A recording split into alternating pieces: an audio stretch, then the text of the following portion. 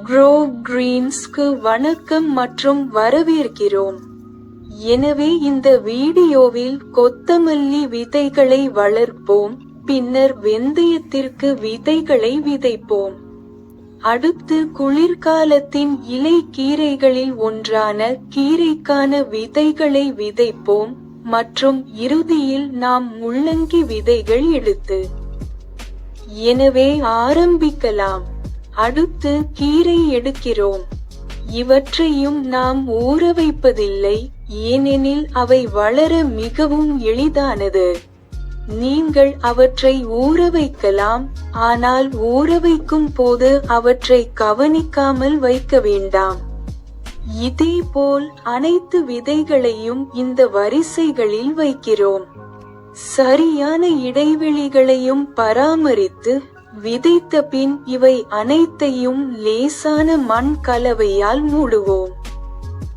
மீதமுள்ள விதைகளை வளர்க்க வேறு இடம் இல்லாததால் மீதமுள்ள விதைகளையும் தூவிவிட்டோம். மேலும் இதை மண் கலவையுடன் தட்டுகிறோம். அனைத்து விதைகளும் சரியாக மூடப்பட்டிருப்பதை உறுதி செய்கிறேன். இது விதைகளை பறவை தாக்குதலில் இருந்து தடுக்கும். மற்றும் இறுதியில் நாம் வெள்ளை முள்ளங்கி என்று முள்ளங்கி விதைகள் எடுத்து வருகிறோம். இவற்றையும் நாம் ஊற வைத்துள்ளோம், ஏனெனில் இவையும் இதேபோல் மிகவும் கடினமான வெளிப்புற உறைகளாக உள்ளன. எனவே முள்ளங்கி விதைகளை குறைந்தபட்சம் 1 அங்குல இடைவெளியில் சரியாக வைப்பதை உறுதி செய்து கொள்ளவும். மண்ணில் குறைந்தது 1/2 அங்குல ஆழத்தில் இருக்க வேண்டும். இப்போது நாம் உருவாக்கிய துளைகளில் விதைகளை வெறுமனே போடுகிறோம். ஒவ்வொரு துளையிலும் குறைந்தது 2 முதல் 3 விதைகள் இருக்க வேண்டும் என்பதை நாங்கள் உறுதி செய்கிறோம், அதனால் தாவரங்கள் வெளியே வரும். பின்னர் ஆரோக்கியமான ஒன்றை தேர்ந்தெடுத்து மற்றவற்றை நிராகரிக்கிறோம்.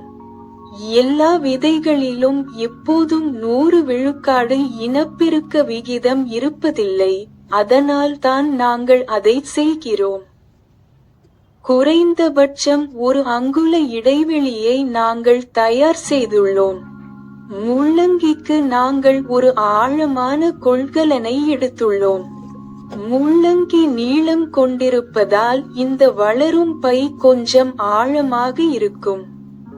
இறுதியில் படுக்கைகள் முழுவதும் தண்ணீர் தெளிக்கிறோம். நாம் தண்ணீரை மண்ணில் பொழியும் போது இருக்கைகள் வெளியே வராமல் பார்த்து கொள்ளுங்கள். அதன் பிறகு ஒவ்வொன்றையும் பாலி கவர் மூலம் மூடியுள்ளோம்.